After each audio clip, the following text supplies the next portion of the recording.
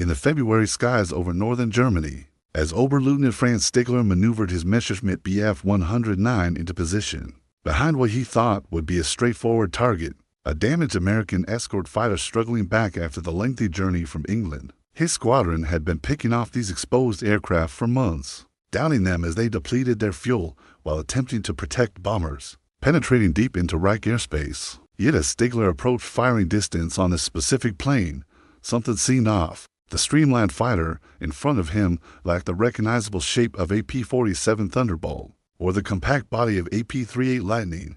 This was something unfamiliar, something his briefings had only briefly noted. A North American P-51 Mustang.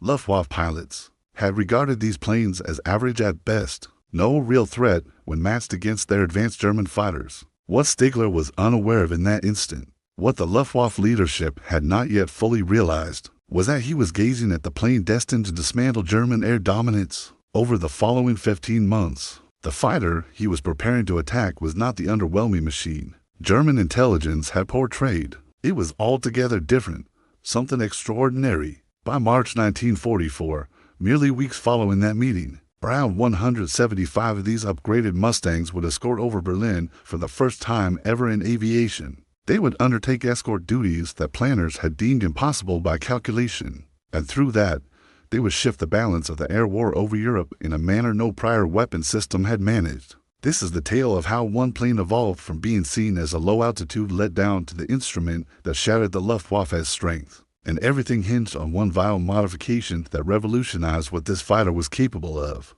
Before going further, I'd really like to hear where you're tuning in from and what you already know regarding the P-51 Mustang's impact in the European air war. Leave a comment down below and tell me if you did come across how drastically this plane evolved between 1942 and 1944, and if these in-depth explorations of World War II aviation history are hitting the mark for you.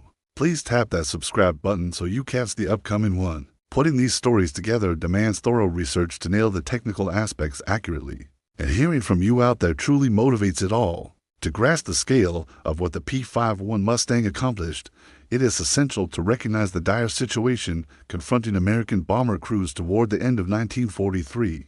The United States Army Air Forces had dedicated themselves to an approach many viewed as extremely risky. They were convinced they could overcome Nazi Germany via strategic bombing, hitting far into hostile territory to cripple the industrial base sustaining the Wehrmacht's fight.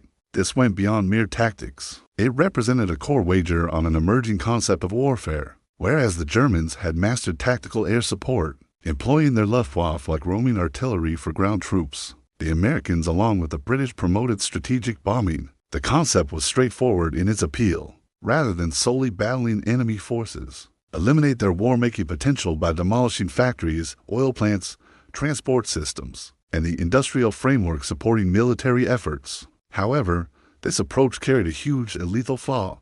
Reaching bombers deep into Germany required traversing hundreds of miles of airspace controlled by the enemy, guarded by the most advanced air defense system yet built. The Luftwaffe maintained thousands of fighters at bases throughout occupied Europe, all focused on a single goal: intercepting and destroying American bombers prior to them hitting their objectives. In the summer of 1941, when North American Aviation initially supplied the prototype Mustangs labeled XP-51 to the United States Army Air Forces, no one envisioned these planes becoming the solution to this dilemma. In reality, the USAF did not rush to order them. Early flight tests indicated promise, but it wasn't groundbreaking enough to warrant immediate acquisition. It required the involvement of General Henry Hap Arnold, the Army Air Forces commanding general, to secure 55 Mustangs from a British contract for testing. Even so, many of these initial planes were adapted into F-6A photo reconnaissance variants. They went to the 154th and 111th Observation Squadrons and deployed to North Africa in spring 1943 for imaging tasks, not combat. The reason behind this tepid response emerged as pilots operated the early P-51A in real combat settings. These planes used Allison V1710 engines, the identical units found in early P-40 Warhawks and P-38 Lightnings. And although the Allison excelled at lower altitudes, it suffered a key shortfall that rendered it almost ineffective for the role American bomber crews urgently required. Beyond 15,000 feet, the Allison's output dropped sharply. At 20,000 feet, The altitude, where B-17 flying fortresses and B-24 Liberators carried out their runs amid intense flak and fire resistance, the P-51A grew lethargic and lacking power. It just could not sustain the velocity and agility needed to tangle with German interceptors up there.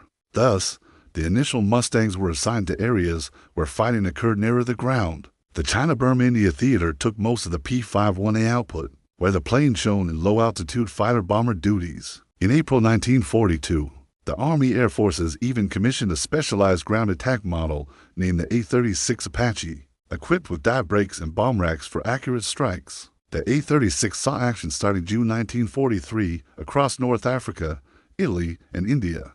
Pilots appreciated the plane's responsive handling and its resilience to ground fire, but no one labeled it a game-changing weapon. It was simply a solid fighter bomber handling vital, yet less celebrated tasks, distant from the pivotal clashes in the skies above Germany. All the while, American bomber crews were suffering appalling casualties over territories under German control, lacking fighter escorts able to remain with them. Throughout the trip to deep German targets, bomber groups endured nonstop assaults from Luftwaffe interceptors, the escorts available, P-47 Thunderbolts and P-38 Lightnings, lacked the endurance to follow bombers past the German frontier before needing to head back for fuel. This produced what bomber crews termed the Gap of Death, a region far inside Germany, where bombers proceeded without protection, exposed to well-coordinated strikes by German fighters honed in methods to disrupt formation and maximize downed aircraft before bombs could be released and retreat begun. The figures were grim. During raids on strongly protected sites like the ball-bearing plants at Schweinfurt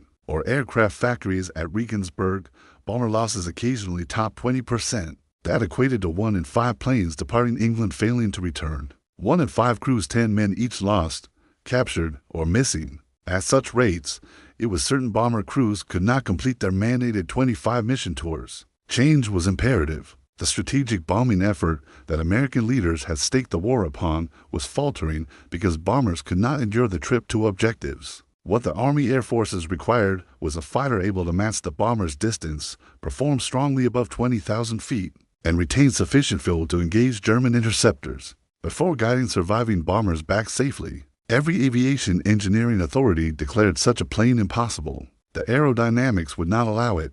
Fighters had to be compact and lightweight for agility. Extended range demanded large fuel capacity, adding bulk and resistance. Superior high altitude capability needed supercharged power plants guzzling fuel rapidly. Optimizing all three at once was unachievable. Every design involved trade-offs except that in autumn 1942, engineers on both Atlantic shores were set to disprove the authorities, and they would achieve it by taking that ordinary P-51A Mustang and applying one essential alteration that would turn it into something unparalleled in aviation. The key advance stemmed from an unexpected collaboration between American designers and British engine makers. Rolls-Royce had devoted years to refining the Merlin engine, the very unit that powered the Supermarine Spitfire to greatness in the Battle of Britain. The Merlin stood as an engineering triumph, a liquid-cooled V-12 delivering strong output at height due to its sophisticated two-stage supercharger. Someone in records are unclear on exact credit proposed pairing the Merlin with the P-51 Mustang frame. It appeared a gamble. The plane had been engineered for the Allison. Installing a wholly different engine demanded major revisions to mounts, cooling, propeller setup, and balance. But when test pilots took the controls of the Merlin-equipped prototype Mustang in late 1942, they uncovered something remarkable. One U.S. test plane hit for 141 miles per hour at 29,800 feet. That exceeded the P-51A by almost 100 miles per hour at that height. It was not mere enhancement. It was a complete overhaul. The Merlin did not simply boost high-altitude speed for the Mustang. It altered the plane's fundamental capabilities, merging the Mustang's remarkably efficient aerodynamics with the Merlin's robust high-altitude.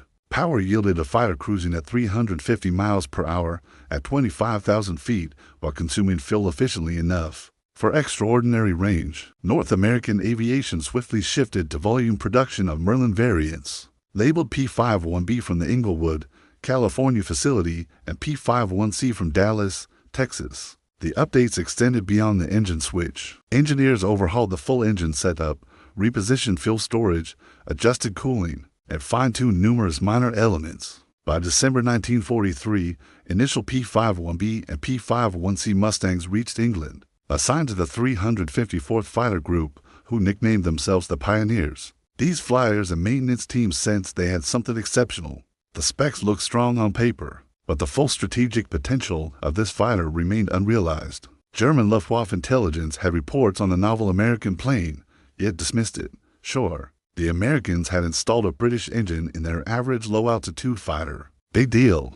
German machines like the Focke-Wulf FW-190 and latest Messerschmitt Bf-109G variants were battle-tested with veteran pilots fighting since 1939. How significant could one fresh type be? They would soon learn. In early 1944, the United States Army Air Forces initiated Operation Point Blank, a deliberate effort to cripple Germany's war-waging ability via strategic bombing. The operation pursued the main goals. First, disrupt German fighter manufacturing by targeting plane factories and supporting industries. Second, eliminate the Luftwaffe by drawing German fighters into combat where American numbers could wear them down through exhaustion. The linchpin for both was the P-51 Mustang. Fitted with drop tanks, the Merlin-powered Mustang could escort to Berlin and return, covering over 1,100 miles round trip. That ensured American bomber groups received fighter cover to targets and back. No longer would there be a gap of death leaving bombers unprotected in core German airspace.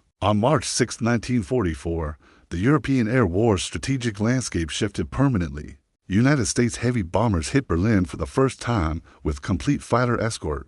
Roughly 175 P-51 Mustangs accompanied the bomber, flew to the capital and back, clashing in prolonged dogfights with Luftwaffe interceptors over vast enemy territory. The mental blow to German fighter pilots was swift and crushing. For years, they held key tactical edges. They precisely knew bomber vulnerability windows, calculated escort turnaround points for fuel, and concentrated forces for strikes on unprotected formations. That edge vanished. Mustangs remained with bombers to target and home, and they did not merely guard passively. Mustang pilots could detach when spotting German fighters, pursue, and eliminate them before attacks formed. The hunters turned prey. German pilots soon discovered challenging a P-51 Mustang at altitude was near fatal. The American plane boasted better speed, strong acceleration, and outstanding agility for its range. The Mustang could outturn most German fighters over 20,000 feet. It outdived all Luftwaffe offerings and could chase fleeing German planes to their bases, strafing them on landing when defenseless. Yet the evolution continued. As P-51B and P-51C models demonstrated worth over Germany in early 1944, North American aviation readied the pinnacle Mustang variant. The P-51D integrated combat lessons and pilot input into the classic version. The clearest update was the bubble canopy replacing the Razorback style. This provided full 360-degree view, hugely beneficial in dynamic air battles where early enemy sighting often decided survival. Pilots flying both overwhelmingly favored the P-51D's visibility, but improvements extended further. The P-51D mounted 6 .50 caliber Browning M to machine guns versus 4 in prior models. These were premier aircraft armament of World War II, shooting armor-piercing incendiary rounds at 750 to 850 per minute with force to shred structures and ignite fuel. The boosted firepower included redesigned ammo feeds, slashing jams of frequent earlier frustration. When a P-51D pilot fired, all 6 guns worked reliably, delivering overwhelming fire. German pilots learned fast that even brief bursts from a P-51D could prove deadly. The P-51D also included the K-14 gyroscopic gun sight, an advanced computer-aided lead on moving targets. It computed deflection from range and angle, showing a reticle for precise aiming at evading foes. Paired with dependable 6-gun setup, this rendered the P-51D deadly even for average pilots. Almost 8,000 P-51Ds were produced, the dominant variant by far. They arrived in Europe in volume during spring 1944 as D-Day planning ramped up. By the Normandy invasion on June 6, 1944, the P-51D served as the main long-range escort for United States Army Air Forces. The air war effect showed in clear numbers. In January 1944, pre-long-range Mustang escorts. The 8th Air Force lost 223 heavy bombers over Germany. By May 1944, with numerous P-51s escorting, losses fell to 156 despite increased missions on tougher targets. The pattern held through summer and autumn, but German losses revealed the true tale.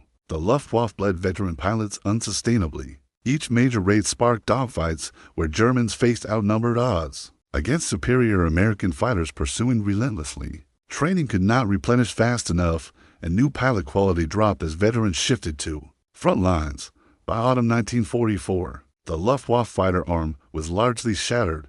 German fighters still scrambled when bombers came, but with waning success. Novice pilots in outdated planes, fuel-starved against superior numbers and tech. Individual outcomes seldom favored them. The P-51 Mustang did not merely secure air superiority over Germany. It achieved greater, making strategic bombing feasible by resolving the seemingly impossible escort range issue. Those B-17s and B-24s once traversing the gap of death unescorted now hit targets protected, bombed more precisely without disruption, and returned with tolerable losses. And beyond defense, Mustang pilots aggressively sought the Luftwaffe strafing fields, grounding aircraft, hitting training sites, denying operational freedom once held. By early 1945, the Luftwaffe no longer functioned effectively. The P-51 Mustang's final European tally is immense. Mustang pilots claimed about 4,950 enemy aircraft in air combat, topping any Allied European theater fighter. They added 4,131 grounded destructions via strafing. These comprised a major share of Luftwaffe losses in the war's last 18 months. But the profound meaning surpassed scores. The P-51 validated strategic bombing doctrine, doubted after 1943's heavy losses. As workable with proper support tech, it showed air superiority required fighters reaching needed spots and lingering to complete tasks. The shift from dismissed low-altitude plane to breaker of German dominance occurred because engineers rejected physics barring long-range high-altitude escort. They succeeded merging the Mustang's superb frame with Britain's outstanding Merlin, and proved, occasionally, mediocre to decisive comes from one pivotal change altering all. When Oberleutnant Franz Stigler met that solitary P-51 Mustang over Germany in February 1944, he faced a plane soon rendering his combat style outdated. Luftwaffe edges from years of experience would dissolve as hundreds. Then thousands of these upgraded fighters dominated European skies. Hunters became hunted, with no refuge. Today, the P-51 Mustang ranks as arguably World War II's most emblematic fighter. Instantly known to enthusiasts and historians globally, its gleaming aluminum, bubble canopy, and unique lines symbolize not only tech triumph, but a military aviation pivot. Museums maintain them as airborne tributes to flyers and creators. Yet the true Mustang legacy lies beyond displays or shows. It resides in the core insight of war tech and addressing the proper challenge. American planners committed to strategic bombing against Nazi Germany. When unsustainable losses threatened it, they persisted, pinpointed the key issue escort range and resolved it. The P-51 Mustang alone did not win World War II. No lone system does. But it enabled victory by sustaining the strategic bombing that eroded Germany's fight capacity. It shielded bombers reaching deep targets and returning. It compelled the Luftwaffe into unwinnable attrition, and it illustrated that victory versus defeat can hinge on identifying required change and boldly executing it. Those German pilots dismissing early P-51A as ordinary American design were not mistaken per available data. The Allison Mustang indeed suited low operations only, but they could not foresee American and British engineers reshaping it into something unmatched. By March 1944's 175 Mustangs over Berlin, the Luftwaffe confronted a novel foe, a fighter reaching anywhere, lingering as needed, winning nearly every fight. The dismissal ended abruptly, and 15 months later at war's close, the P-51 Mustang had etched itself in aviation annals as the fire reshaping air power's role in World War II's result.